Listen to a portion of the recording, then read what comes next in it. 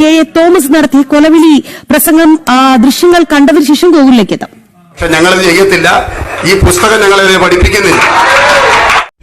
ഈ മലം ചാനല് മലർന്നു കിടന്ന് തുപ്പിക്കൊണ്ടിരിക്കുകയാണ്. ഇപ്പൊ അനാഥാലയവും വൃദ്ധസദനവും പീഡനവും ഒക്കെ വിട്ടു. ഇപ്പൊ കൊലവിളി സോഷ്യൽ മീഡിയ തുറന്നാൽ കർമ്മയും പിന്നെ ജനവും മനവും എല്ലാം ഇപ്പം പിന്നെ പാസ്റ്റർമാർ മുറവിളി വെല്ലുവിളി. അയ്യോ, മുറവിളിയും വെല്ലുവിളികളും പിന്നെ അറിഞ്ഞുകൂടാത്ത ടീം. അവിടെ പിന്നെ പള്ളി പൊളിക്കാൻ, ആരാധന നടത്താതിരിക്കാൻ, പിന്നെ ചർച്ചിന്റെ വീട്ടിൽ വ്യാപപ്പെട്ട വിശ്വാസികളെ, സഹോദരിമാർ ഉൾപ്പെടെയുള്ള വിശ്വാസികളെ ആക്രമിച്ചതിനെ തുടർന്ന് ഇവിടെ അഭിപ്രായ സ്വാതന്ത്ര്യം ഉള്ള രാഷ്ട്രത്തിൽ ഒരു പ്രതിഷേധ മീറ്റിംഗ് അല്ല, ഒരു സഭാരാധന നടത്തി. അതിനകത്ത് വെച്ച് പിന്നെ അവർ സംസാരിച്ച അവരുടെ വികാര പ്രകടനങ്ങൾ. ഇവിടെ സംസാര സ്വാതന്ത്ര്യവും ഇല്ലേ? ഇവിടെ അഭിപ്രായ സ്വാതന്ത്ര്യമില്ല. അതൊക്കെ എല്ലാം നിങ്ങൾക്ക് മാത്രം പിന്നെ സ്വന്തമാണോ? അതിനെടുത്ത് ഈ കെ എ തോമസ് ഭാഷി എന്താണ് ഇവിടെ വിളി നടത്തിയത്? അദ്ദേഹം പറഞ്ഞു, നിങ്ങൾ ചെയ്യുന്ന എന്ന് പറഞ്ഞാൽ ഈ താഴെ ആരാധനയ്ക്ക് കയറാതെ വണ്ണം സഹോദരിമാരെ വരെ അവിടുത്തെ പിന്നെ വനിതാ ഗുണ്ടകൾ ആക്രമിക്കുന്ന ഫോട്ടോകൾ കാണുവാനായി തീർന്നു. പാവപ്പെട്ട വിശ്വാസികൾ, സഹോദരന്മാർ ഹോസ്പിറ്റലിൽ കിടക്കുകയാണ്. അതേപോലെ സഹോദരിമാരെ വരെ തന്നെ ഈ വനിതാ ഗുണ്ടകൾ വന്ന് ആക്രമണം നടത്തി. അപ്പോൾ അതിന് അവരുടെ ഭാഷയിൽ സഭയ്ക്കകത്ത് വെച്ച് അവർ വികാര പ്രകടനത്തിലൂടെ വെളിപ്പെടുത്തി. എന്ത് പറഞ്ഞു? ഞങ്ങൾ നിങ്ങളെ വെട്ടുമെന്ന് പറഞ്ഞു, ഭാരതത്തിൽ നിന്ന് ഓട്ടിക്കുമെന്ന് പറഞ്ഞോടാ. ഇവിടെ പിന്നെ 2024 ആവുമ്പം ഇവിടെ നിന്ന് നിങ്ങളെല്ലാം കടത്തിവിടുമെന്ന് പറഞ്ഞോ? അല്ലെങ്കിൽ ഒരു മിഷണറിയെ കൊന്നുകഴിഞ്ഞാൽ ഇത്ര ഇനാം ഞങ്ങൾ നിങ്ങൾക്ക് തരാം എന്ന് മഹാരാഷ്ട്രയിൽ പറഞ്ഞു. അതേപോലത്തെ കാര്യമെല്ലാം പറഞ്ഞോ? നിർബന്ധിച്ച് ജയ് ശ്രീരാമൊക്കെ വിളിപ്പിക്കും പോലെ നിർബന്ധിച്ച് ഹല്ലേലൂയ എല്ലാം പിന്നെ വിളിക്കാൻ വേണ്ടി പറഞ്ഞോ?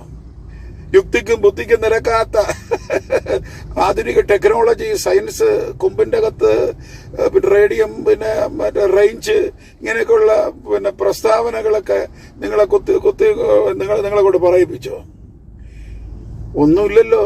ഒരു അഭിപ്രായ സ്വാതന്ത്ര്യം വെളിപ്പെടുത്തി. എന്താണ് വീണ് വീണ് വീണ് വീണ് നീ ആലോചിച്ച് നോക്ക്. വടക്കേ ഇന്ത്യയിലും കേരളത്തിലും പലയിടങ്ങളിൽ എവിടെയെങ്കിലും പെന്തക്കോസുകാര് പിന്നെ എവിടെയെങ്കിലും റോഡ് ഉപരോധിച്ചോ?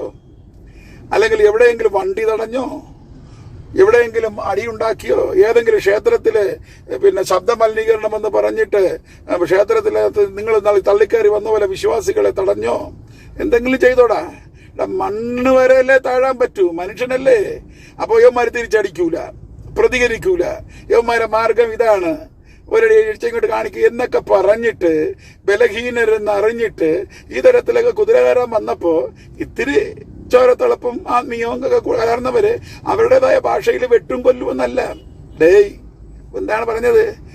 ഞങ്ങളും മേഴകളൊന്നും അല്ല, ഞങ്ങൾക്ക് ഇതെല്ലാം അറിയാം. ഞങ്ങൾക്ക് വടിവാളറിയാം, ഞങ്ങൾക്ക് തോക്കറിയാം, ഞങ്ങൾക്ക് ബോംബറിയാം. ഇതിനെക്കുറിച്ചൊക്കെ ഉള്ള എല്ലാ കാര്യങ്ങളും കേട്ടൊക്കെ ഉള്ള അനുഭവങ്ങളൊക്കെ ഞങ്ങൾക്കുണ്ട്. ഊരിപ്പിടിച്ച വാളിന്റെ ഇടയിലൂടെ എന്നൊന്നും നമ്മൾ പറഞ്ഞില്ല. ഇതൊക്കെ ഇല്ല, ഞങ്ങൾക്കറിയാം. ഞങ്ങൾക്ക് 2 കൈയും 2 കാലുമുണ്ട്. നിങ്ങളെ പോലെയുണ്ട് എക്സ്ട്രാ ഫിറ്റിംഗ് എന്ന് ഞങ്ങൾക്കും അറിയാം. പ്രതികരിക്കാം. പക്ഷേ ഞങ്ങൾ ഈ പുസ്തകം എടുത്തത് കൊണ്ട് ഞങ്ങൾ പ്രതികരിക്കില്ല എന്നല്ലേടാ പറഞ്ഞു. ഇതെങ്ങനെയാടാ മുറവിളിയാകുന്നത്? ഇതിനെ മുറവിളിയാക്കി ജനം ചാനലിലും കർമ്മ ചാനലിലും അങ്ങോട്ട് ഓളമിടി. അതിന്റെ അർത്ഥം പറയാം. അപ്പൊ ഇപ്പം ഈ അനാഥാലയവും വൃദ്ധസദനവും അവിടുത്തെ പീഡനം അടിയിലായോ? ഇത് തുടക്കത്തിലേ നിങ്ങളുടെ മനസ്സിന്റെ അടിയിലാണ്.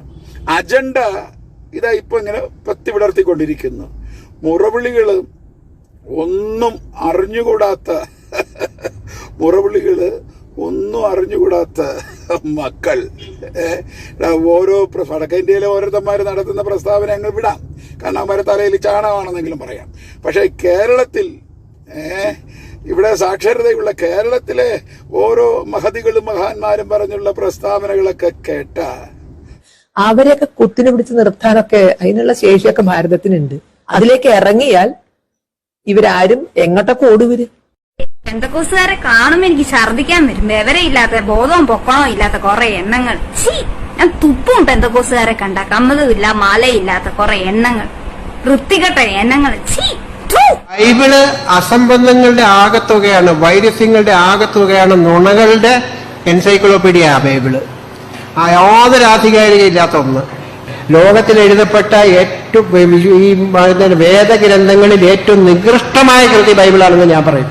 ഒരാൾ ജീവിച്ചിരുന്നിട്ടില്ല എന്നത് വേറെ കാര്യം, അത് മിഥ്യയാണ്. ചരിത്രം പഠിച്ചവർക്കറിയാം, ബൈബിളിന് പുറത്ത് മറ്റൊരു ചരിത്രരേഖയിലും യേശു ജീവിച്ചിരുന്നതായിട്ട് ഒരു രേഖ പോലുമില്ല. എന്നാൽ ചാകുന്നതിന് മുമ്പ് യേശു എന്തിനാണ് മറിയയെ തന്റെ ലൈംഗിക പങ്കാളിയായ യോഹന്നാന് കൂട്ടിക്കൊടുത്തത്? യോഹന്നാൻ യേശുവിന് ആസ് കൊടുത്തപ്പോ, മനസ്സിലായോ, കുണ്ടി കൊടുത്തപ്പോ യേശു അതിന്റെ ഉദ്ദിഷ്ട കാര്യത്തിന് ഉപകാര സ്മരണ എന്ന് പറയുന്നത് പോലെ യേശുവിന്റെ സ്വന്തം തള്ളയെ യോഹന്നാന് കൂട്ടിക്കൊടുത്തു.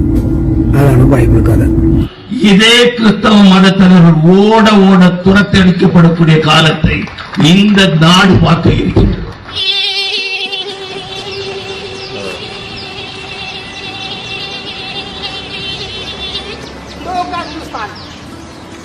भारत माता की जय।